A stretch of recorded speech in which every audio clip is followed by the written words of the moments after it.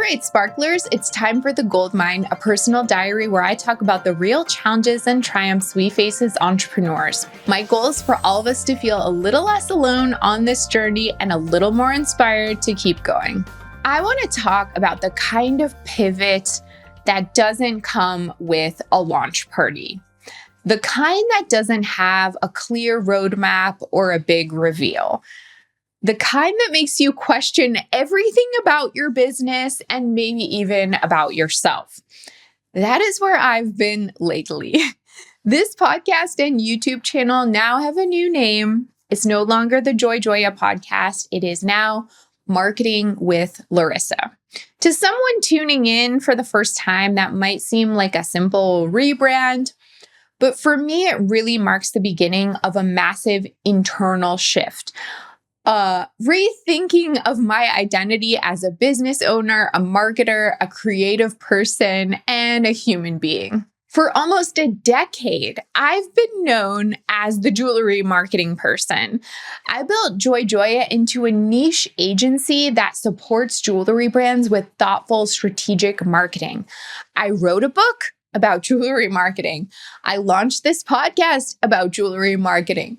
I spoke at industry events about, you guessed it, jewelry marketing. And for years, that narrow focus served me well. It gave me clarity and visibility. But at some point, that clarity kind of started to feel like confinement. The jewelry niche gave me a platform, but it also became a box I didn't know how to step out of. Because the reality is, I want more.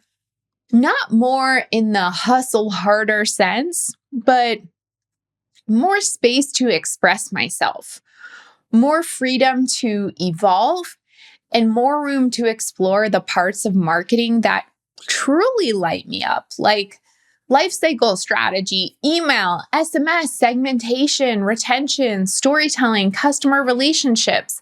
I want to work with story-driven, women-led, women-focused, product-based e-commerce brands, not just jewelry businesses. And I love jewelry. I have nothing against it. And this is not in any way like an abandonment of jewelry. I just want to kind of expand my world a little bit. I want my ideas to reach a wider audience. And I also want something I've never really allowed myself to have before, at least not in the past decade, a clear professional identity outside of Joy Joya. Maybe that sounds kind of silly, but how that's reflected back to me in the universe is that a lot of people think my name is Joy. It's a silly example, and I can't blame them. I get why. It was kind of how I designed it. Joy Joya has been my entire professional identity for years. Like, I am the business and the business is me. But now I want to separate myself from the agency a little bit. I want a voice, a platform, a presence that is more me, authentic to Laryssa.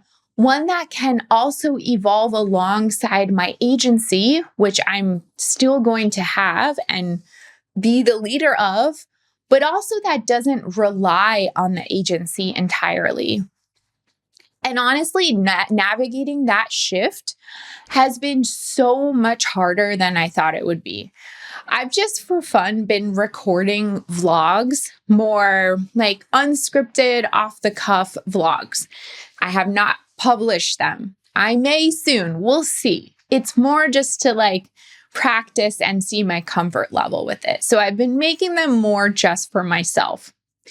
And in one of them that I was recently recording, during what I can only describe as a full-on struggle session, I was sitting with my dog. I had a cold beverage and the weight of 1,000 unanswered questions.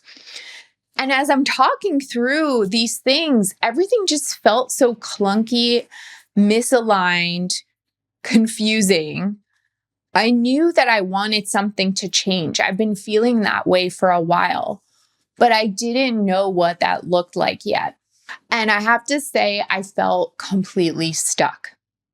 And the part the feeling that surprised me the most, the feeling I kept having that really took me aback, was how embarrassed I felt. That was such a weird feeling. Embarrassed that I was considering changing something so foundational to me and my professional life. Embarrassed to tell my team who, for example, already planning content months ahead. Embarrassed that as the leader of my own business, guess what? Didn't have it all figured out. And at the same time as all of those bad feelings, I knew deep down that nothing could change until I did. And then after weeks of spiraling, it may have even been months. It's been a while. It's been a lot of spiraling. I got this dose of clarity. Well, it's come in waves, let's say.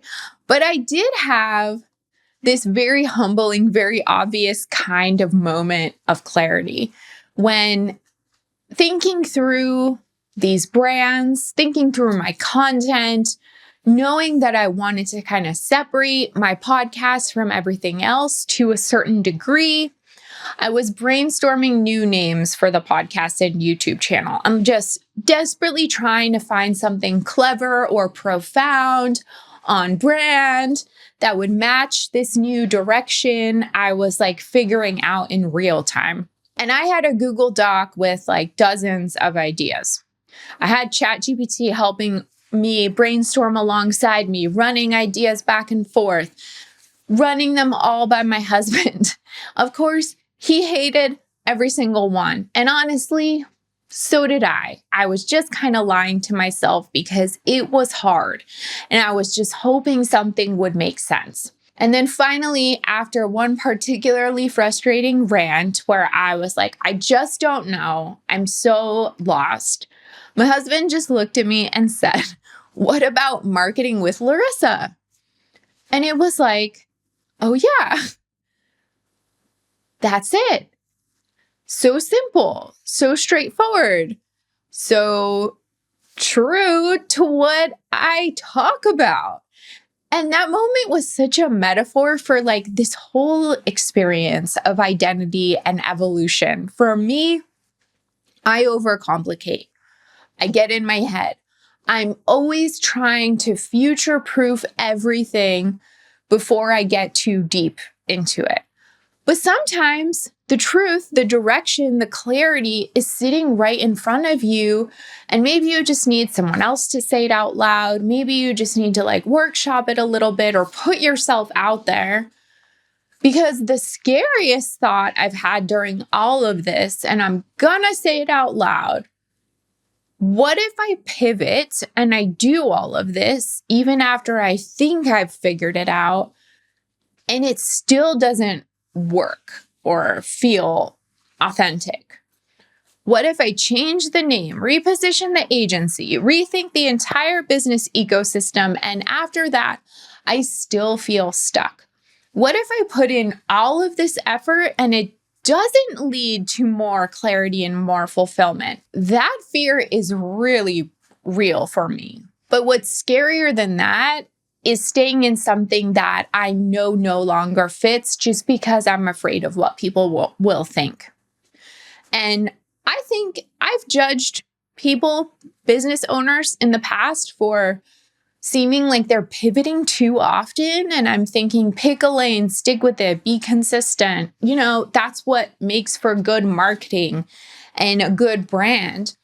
And now here I am, not saying I'm jumping around and changing things up all the time, because I don't think that's the case. But I'm realizing how deeply personal and necessary change can be and how scary. And I have more compassion for people that do feel the need to shift very often. And I know now that it doesn't mean that I've lost my way, that you've lost your way if you're experiencing something similar, because you kind of have to find your way through that process. That even though I'm feeling in some ways or have felt like I've been flailing, that's the evolution. And so I'm sharing all of this to say, if you're in a season like this too, where you're questioning, you're stretching, you're redefining what success even looks like, I want you to know you're not alone out there. You're allowed to change your mind. You're allowed to start over. You're allowed to want something different. This is really important. You're allowed to want something different, even if you worked really, really, really hard to build what you have now and get yourself to the place you are today, and decide that, nope, doesn't work for me anymore. And if you're holding back because of how much time or energy you've already invested, that might be the sunk cost fallacy talking. Just because you've poured yourself into something doesn't mean you have to keep choosing it if it no longer feels right. So here I am, owning it, sharing it, letting myself take up a little more space, not just as the person behind Joy Joya, but Laryssa. That's me. Hello. I'm a marketer, a strategist, a creative business owner who's still figuring it out one step at a time. And thanks for being here with me while I do. Thanks so much for watching. If you found this video helpful, please like, subscribe, and check out my other videos for even more tips.